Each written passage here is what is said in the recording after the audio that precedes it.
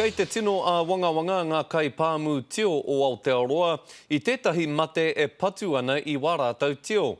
He mate mōrearea tēnei, engari moho anoa nei kāre I te tino mōhiotia, he hako ia pū, te mate. He mahi e ora ai enei kai pāmu tio, engari e tārewa ana te oranga o enei mahi. Ko mate tinuingo ngā pipi, ara hori kaunga tio mate tū, mate tau e tū mai nei.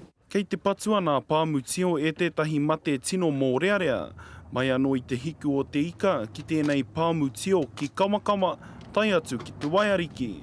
Kaore anō nā kai pūtai ao kia mōhio heha hoki tēnei mate.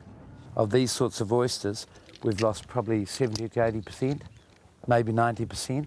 He wai mari e tēnei uri o nā tikuri he mahi anō tāna, ara he kaiako ki tētahi kura I te hiku o te ika, nā te mea mo te nuinga o nā kai pāmu, koenei hoki te parāwa me te pata.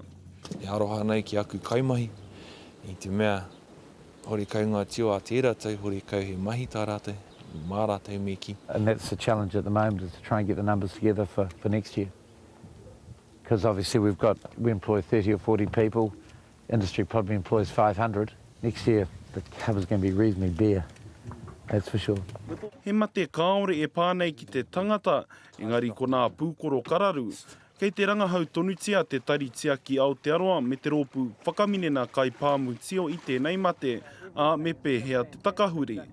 Hei tā etahi kai pāmu me tiro anō pēa ki te ohu I etahi atu kai moana. Rapara tā whai te karere.